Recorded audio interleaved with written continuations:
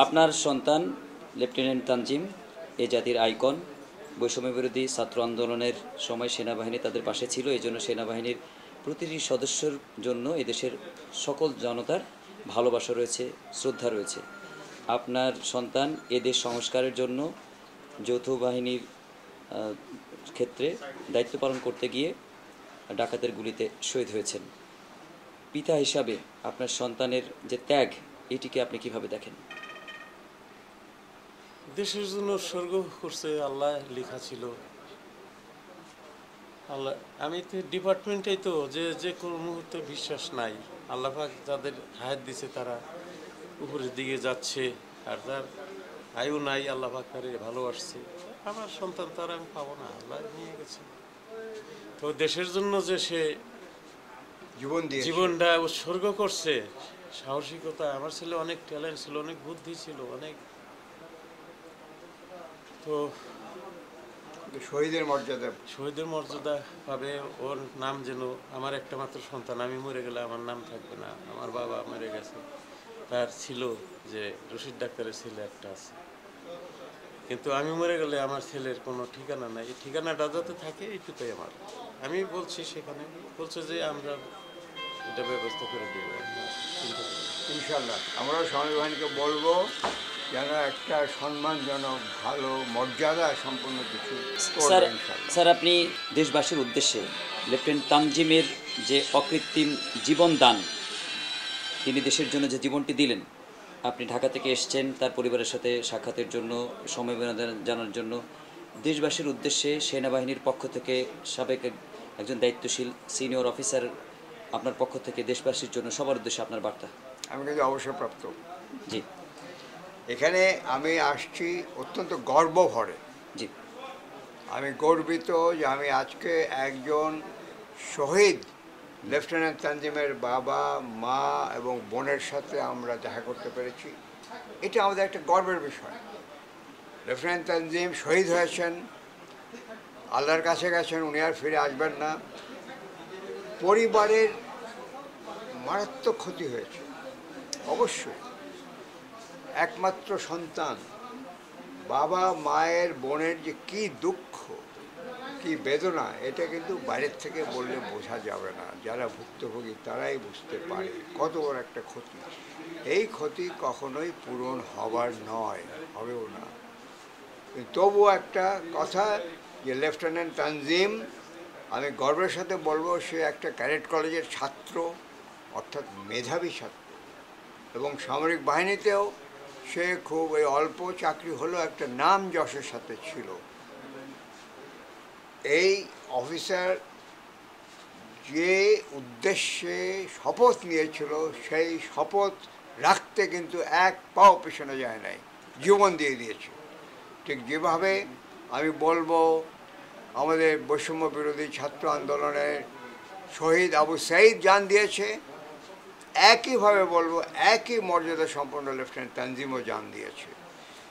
দেশের অখণ্ডতা রক্ষার জন্য চট্টগ্রাম অঞ্চল, পাহাড়ি অঞ্চল, চট্টগ্রাম পার্বত্য অঞ্চল আমাদের জন্য খুবই গুরুত্বপূর্ণ, জাতির জন্য খুবই গুরুত্বপূর্ণ, এবং এটা রক্ষায় সমগ্র সেনাবাহিনীর একেবারে সিপাহি থেকে নিয়ে জেল পর্যন্ত কিন্তু কাজ করে যাচ্ছেন দীর্ঘদিন থেকে, স্বাধীনতার পর থেকেই। তো এইখানে শহীদ হওয়া মানে একটা আমাদের সামরিক বাহিনীর মধ্যে বিশাল একটা মর্যাদার বিষয়। আমি আশা করব আমাদের সেনাবাহিনী শুধু নয়, সমগ্র জাতি তাদের এই আত্মত্যাগ, চরম আত্মত্যাগ স্মরণ রাখবে এবং সেনাবাহিনীর পাশে সবাই থাকবেন। পার্বত্য চট্টগ্রামের অখণ্ডতা রক্ষার জন্য তারা পাশে থাকবেন। আমরা জানি সেনাবাহিনীও তার জনগণের পাশে আছে, যার জন্য আজকে এই গুরুত্বটা দিতে হবে। সেনাবাহিনী পাশে আছে বলেই কিন্তু আজকে এই গণ অভ্যুত্থান সফল হয়েছে। এটা আমরা গর্বের সাথে মনে করতে পারি, কিন্তু আমরা এটা মনে করবো যে সাধারণ মানুষের পাশে ছাত্র, শ্রমিক, কৃষক। স্যার, আপনি যেটি বলছিলেন যে পার্বত্য অঞ্চল অশান্ত হচ্ছে, এই শান্ত করার জন্য মিছিলে লেফটেন্যান্ট তানজিমের মতো যারা শহীদানের জন্য, যারা জীবন দেওয়ার জন্য, আমাদের দেশকে রক্ষা করার জন্য যারা কাজ করছেন, তাদের রক্তের ঋণ এ জাতি আসলে কিভাবে দেখবে? না, এটা তো শোধ করার নয়। আমার ওই কথাটা শেষ করি, মাঝখানে আপনি কাট করে দিয়েছেন। জি। আমি যেটা বলছিলাম যে এই দেশ, আমরা বলছি যে এই সামরিক বাহিনীর সাধারণ সৈনিকদের একটা বিশাল অবদানের মাধ্যমে কিন্তু আজকে দ্বিতীয় স্বাধীনতা পেয়েছে। এবং আমরা নিশ্চিত যে সামরিক সেনাবাহিনী যেভাবে অভ্যুত্থানের সময় সাধারণ ছাত্র জনতা কৃষক শ্রেণীর পাশে ছিল, এখনও থাকবে, তারা সব সময় থাকবে। এই দেশ যেন কখনো আর কোনো স্বৈরতন্ত্রের অধীনে না যায়। ক্ষমতায় গিয়ে কোনো রাজনৈতিক দল বা কোনো নেতৃত্ব, কোনো প্রধানমন্ত্রী কখনোই যেন দেশে এইভাবে অত্যাচার নির্যাতনের যে বুলডোজার চালাতে না পারে, সেই জন্য আমরা সবসময় পাশে থাকব। স্যার, আপনি নৈতিক সমাজ প্রতিষ্ঠা করার জন্য, নৈতিকতার জন্য দেশব্যাপী আন্দোলন করছেন। এ দেশের নৈতিকতার বাংলাদেশ তৈরি হোক, সেটি আপনার মূল লক্ষ্য। সেক্ষেত্রে এই শহীদের পরিবারের সাক্ষাতে এসে কি বার্তা দিতে চান? আমার তো বার্তা একটাই, আমি বলবো যে লেফটেন্যান্ট তানজিম অবশ্যই একজন নৈতিকভাবে শক্তিশালী মানসিক সাহস, মরাল কারেজ যেটা বলে, এই কারেজ তার মধ্যে আছে, নৈতিক সাহস তার মধ্যে আছে। মরাল কারেজ মানে নৈতিক সাহস। আমার এটি বার্তা যে আমরাও সেই নৈতিকতা নিয়ে মাঠে আছি, জনগণের সাথে আছি। আমরা চাই দেশে একটা নৈতিক মূল্যবোধ ভিত্তিতে রাজনৈতিক সংগঠন গড়ে উঠুক, যারা সবসময় সৎ, নীতিবান, নৈতিক নেতৃত্বকে সামনে আনবে। চুরি, ঘুষ, দুর্নীতি থেকে সকল নেতৃত্ব যাতে দূরে থাকে, দুর্নীতি মুক্ত রাষ্ট্র যাতে গড়ে ওঠে। একই সাথে আমি বলবো আমাদের রাষ্ট্র পরিচালনার জবাবদিহিতা যেন জনগণ নিতে পারে, এটা অবশ্যই করতে হবে। তাহলে পরে হবে কি, কোনো সরকার কখনো স্বৈরতান্ত্রিকভাবে সাধারণ মানুষের উপর অত্যাচার নির্যাতন করতে পারবে না। গুম, খুন, আয়নাঘর এগুলো কেউ করতে পারবে না। আমাদের নৈতিক সমাজের মূল এইটাই কথা। এই জন্য আমি বলবো নৈতিক সমাজ এই সরকারকে শক্তিশালীভাবে সমর্থন দিয়ে যাচ্ছে এবং দাবি করে এই সরকারকে অবশ্যই এই 6টা সংস্কারের কথা তারা বলেছেন, আরও কয়েকটা সংস্কার তাদের করে যেতে হবে, যার মধ্যে বড় বিষয় হলো রাজনৈতিক সংস্কার, রাজনৈতিক দলগুলোর সংস্কার, রাজনৈতিক সংগঠনের ভিতরে। ওই তানজিম একমাত্র ছেলে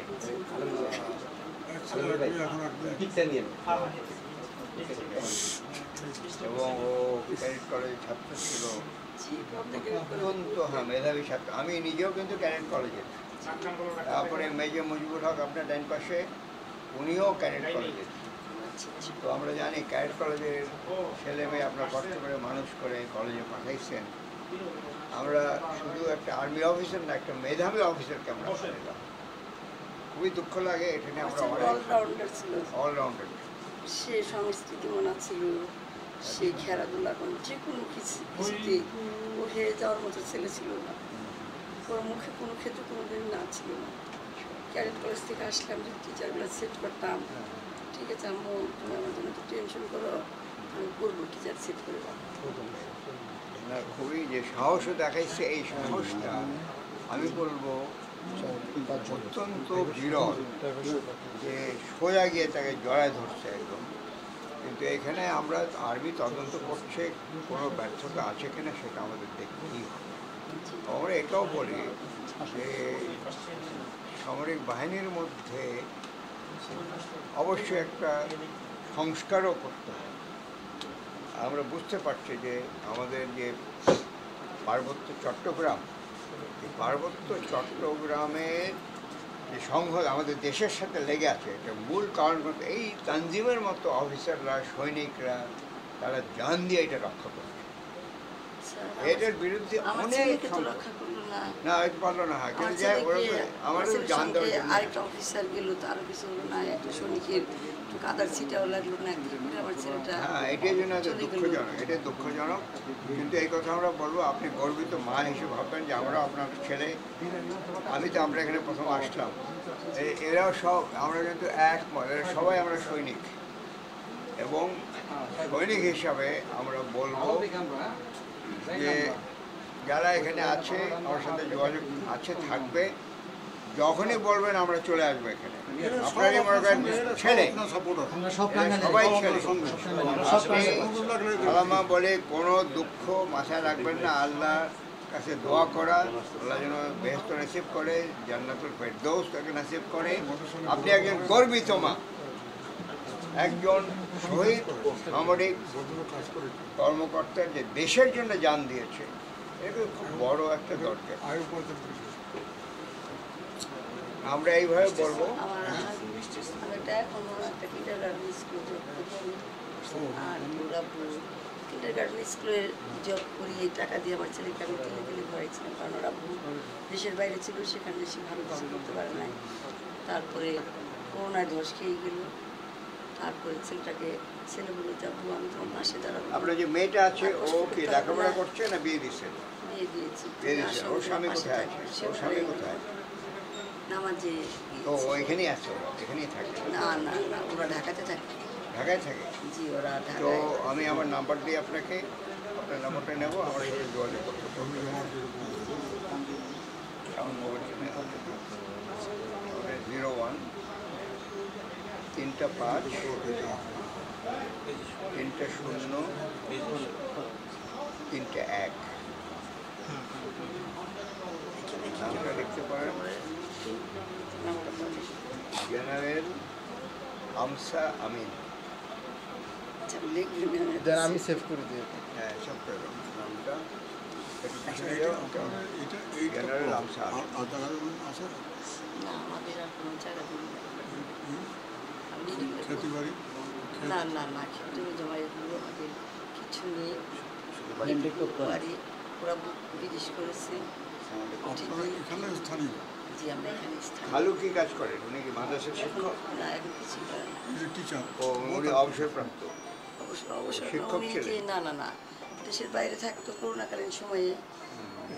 অসুস্থ হয়ে, ঠিক আছে, অসুস্থ হয়ে পরে দেশে চলে আসলো। আমার ছেলে বললো, যাবো তুমি থাকো, তোমার আর যেতে হবে না, তুমি অসুস্থ, আমি তোমার পাশে দাঁড়াবো, রাইট না? আমি ছোট তোমার হাত ভালো দিয়ে বিরাট ব্যাগ একটা করবো, asset ছিল।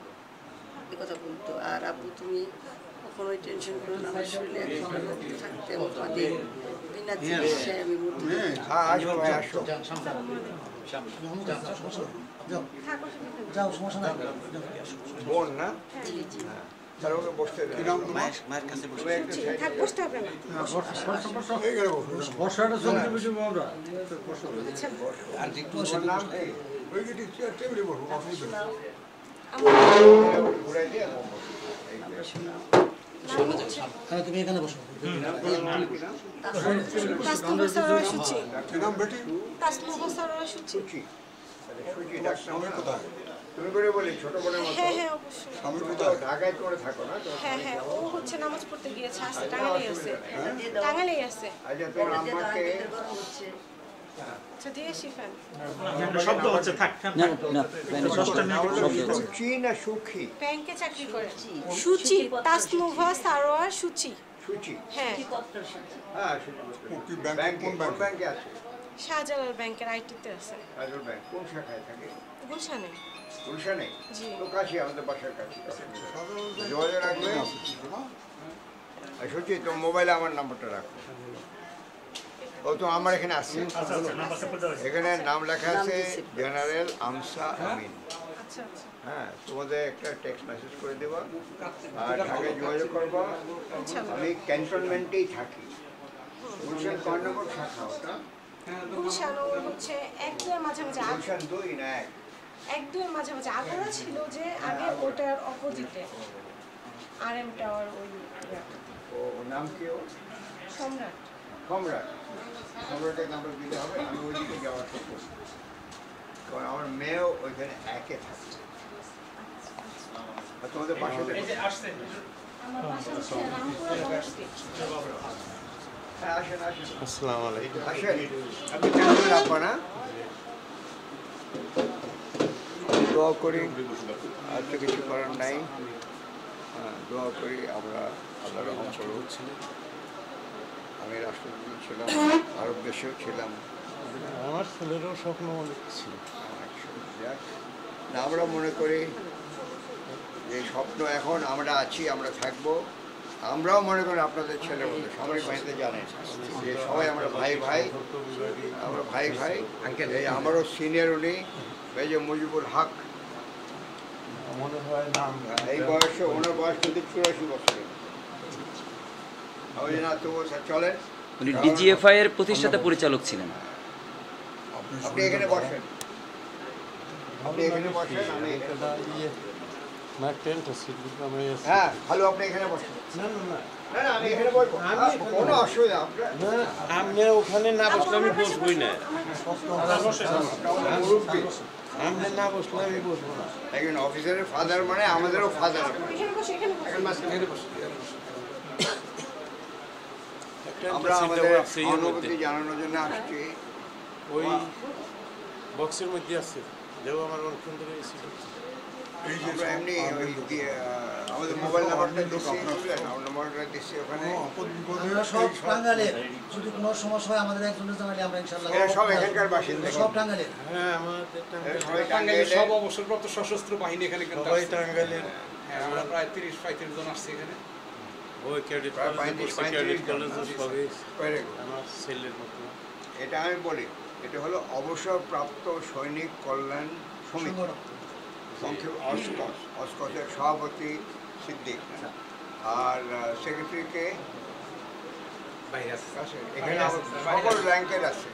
এখানে আসলে মূলত আমরা সব এখানে টাঙ্গাইলের সশস্ত্র ওই অবসরপ্রাপ্ত সশস্ত্র বাহিনীর সদস্য হিসাবে আসছি, সদস্য অস্কস বাহিনী- হিসাবে না।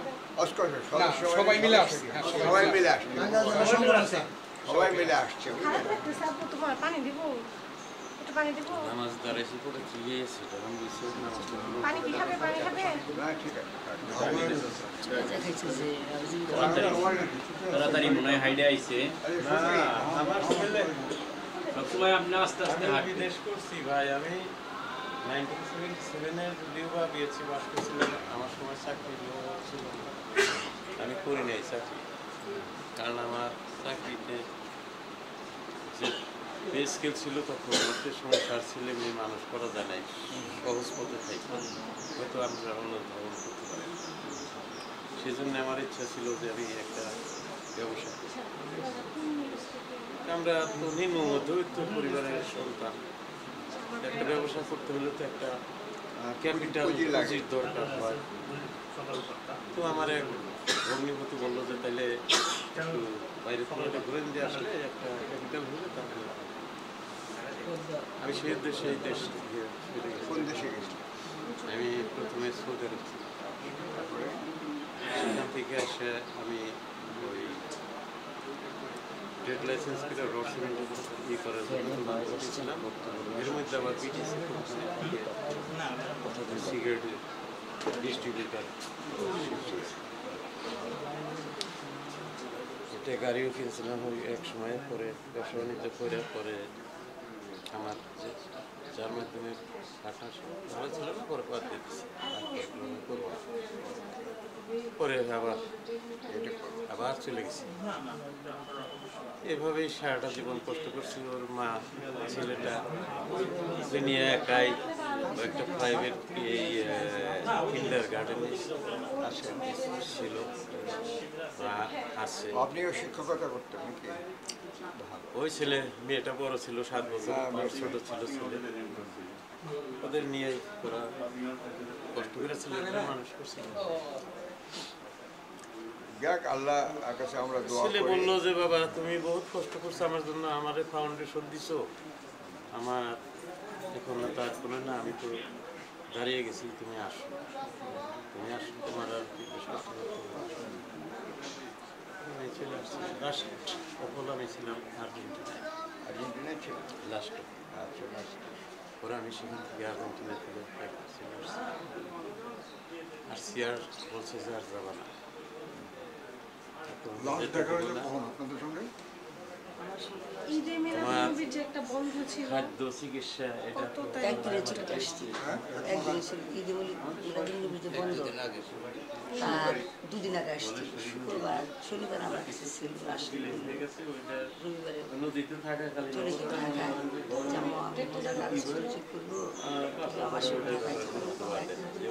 রেকর্ড করবো ফার্মা দেবো আমি নাই আর কি এভাবে আমাদের কিছু নেই আল্লাহর রহমতে আমি দেশ করে এখানে একটু জায়গা মাথা গোজারে টাকা নাই সেনাবাহিনী থেকে কিছু আপনাদেরকে বলছে জি বলছি যোগাযোগ আছে আপনার সাথে যোগাযোগ কে রাখছে এই তো কর্নেলের বাসা এই যে আমার বাসার পরের বাসা মানে সাজ্জা সাজ্জাদ চাকরিতে আছেন জি কোথায় উনি আছেন আমি এক করে আছি আর হেডকোয়ার্টার ওনার নাম নাম্বারটা একটু আমাকে দিতে ক্যাবেলারি স্যার হ্যাঁ ক্যাবেলারি ক্যাভেলারি ক্যাবেলারি অফিসার ও ক্যাভেলারি না কিন্তু এইচকুতে কোথায় এইচকুতে আসছে উনি স্যার আমি এক করে কথা বলছি আর্মি হেডকোয়ার্টারে কোন পদে আছে এটাই জানতে চাচ্ছি আঙ্কেল আমরা একটু কবরস্থানে যাবো হ্যাঁ জিয়ারত করবো আচ্ছা চলো আমরা যাই আমি যোগাযোগ মেজর মজিবুল হক, আপনি সেনাবাহিনীর একজন সাবেক অফিসার। আপনি এসেছেন লেফটেন্যান্ট তানজিম, যিনি এদেশের জন্য জীবন দিয়েছেন, তার পরিবারের সাথে। আপনার পাশে তার পিতা রয়েছেন। লেফটেন্যান্ট তানজিম এবং তার পরিবারের প্রতি আপনার কি অব্যক্ত অনুভূতি রয়েছে? আমার এই একজন সৈনিকের জন্য এর চেয়ে বড় কিছু আশা করা যায় না। সে চায় যে দেশের জন্য শহীদ হতে যাওয়া, এটা দ্য গ্রেটেস্ট হাইট, এর উপরে কিছু হয় না। তো সেইটা সে অ্যাটেন্ড করছে। কাছে কাছে ওনারা তো ছেলে হারাইছে, একমাত্র ছেলে, মেয়ে একমাত্র ভাই হারাইছে, কিন্তু তবুও এই যে এত এত হাইটে গেছে, শহীদের দরজা পাইছে, এটা ওনাদের একটা গৌরবের বিষয়। ওনাদের না, ওনাদের যত জন্ম থাকবে ওনাদের পরিবারে, এইটা কিন্তু একটা থাকবে, এই পরিবারে এই একটা জন্ম নিয়ে ইতিহাস, এটা একটা থাকবে, চিহ্ন থাকবে, এটা একটা কথা। এখন যেহেতু আমাদের লাভে অংশ, আমি একটা বলি একটা কথা। আমি কিন্তু ওই জায়গাটা চিনি, আমি ওই চিনি, ভালোভাবেই চিনি। ওই জায়গাটা একটা জঙ্গল, দুলাহাজরা কুটাখালীর মাঝামাঝি, দুইটা ইউনিয়নের মাঝামাঝি, এটা একটা জঙ্গলের জায়গা, একটা প্ল্যাটু বলে, বাংলা কি বলবে, একটু উঁচু ভূমি। ওখানে জঙ্গলের পশ্চিম দিকে কিছু আছে, যেমন হসপিটাল আছে, তারপরে সবির শাহ মাজার আছে, এই সমস্ত আছে। কিন্তু ডাইন দিকে যেটা মানে পূব দিকে একবার জঙ্গল। এইখানে সাধারণত একটা পুলিশ পোস্ট থাকে, কারণ এখানে ডাকাত সবসময় থাকে, একেবারে আদিকাল থেকে ডাকাত।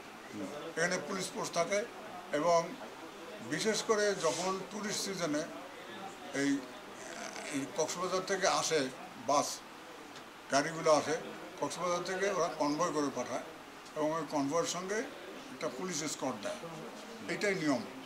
আচ্ছা, এখন তো ট্যুরিস্ট সিজন না, সেটা হইতে পারে। আচ্ছা, কিন্তু পুলিশ পোস্ট একটা থাকতে হবে। আচ্ছা, এইটা হলো একটা কথা। আর একটা কথা, এইখানে জায়গায় পূব দিকে ওখানে একটা জায়গার নাম হলো ঈদগড়, একটা ঈদগাঁও আছে, এটা এদিকে ঈদগড়। ঈদগড়ের একেবারে ওরা ডাকাতের জায়গা, এটা সবসময় প্রসিদ্ধ। লোকে বলে যে এটা ডাকাতের জায়গা, এবং ওখানে ওরা করে লোকাল ম্যানুফ্যাকচার করে গাড়ি, এইগুলো গাদা বন্ধ করে বানায় ওরা বিক্রি করে আর ডাকাতি করে, ওদের কাজই ডাকাতি করা। তো এখন হলো যে এখানে এই অপারেশনে যেখানে তানজিম গিয়া শহীদ হয়েছে, ওইখানে কিন্তু এটা একটা পুলিশি অপারেশন। পুলিশ তখন ছিল না, আমি বুঝতে পারছি। পুলিশ জানে এখানে কি কি কোথায় কোথায় কি, পুলিশ তো জানে, ডাকাতদের সঙ্গে তো অনেক সময় তাদের যোগাযোগ থাকে, তো জানে। কিন্তু হয়তো এইটা একটা কথা, কাজে কাজেই আর্মি এটার মধ্যে ট্র্যাপ হয়ে গেছে, আসলে বুঝে নেয় যেটা একটা পুলিশ অপারেশন, এভাবে যাওয়া ঠিক হয় না। মনে করছে বোধহয় আর্মির প্রেজেন্স দেখে, আর্মি এখানে আসে দেখে হয়তো ওরা। এর ক্ষেত্রে ষড়যন্ত্রের কোনো গন্ধ দেখেন কিনা? আমি এরকম ষড়যন্ত্র আমি তো মনে করি না, এরকম ষড়যন্ত্র হাই লেভেল না, নো ষড়যন্ত্র আমার মনে হয় না। এখানে স্থানীয়ভাবে ওরা মনে করছে আর্মির লোক, আর্মির ইউনিফর্ম দেখে ওরা ভয় পেয়ে যাবে, গিভ আপ করবে। সেটা করেনি, ওরা বাজে লোক, ওরা করেনি, অথবা ভয় পায় করে করছে, গুলি মারছে, এইটা হইতে পারে। ঠিক আছে, কিন্তু এই হলো যে এটা খুবই দুঃখজনক, এবং কর্তৃপক্ষ এখন এটারে নজর দেওয়া দরকার। ওখানে একটা পার্মানেন্ট পোস্ট করা দরকার, ওখানে একটা পার্মানেন্ট পোস্ট, একটা ডাকাতের জায়গা। আমি জানি তো ওখানে প্রত্যেক বছর 2-4টা খুন হয়, ওখানে প্রত্যেক বছর 2-4টা খুন হয়। আমার জমি আছে ওখানে, আমি জানি ওটা। ঠিক আছে।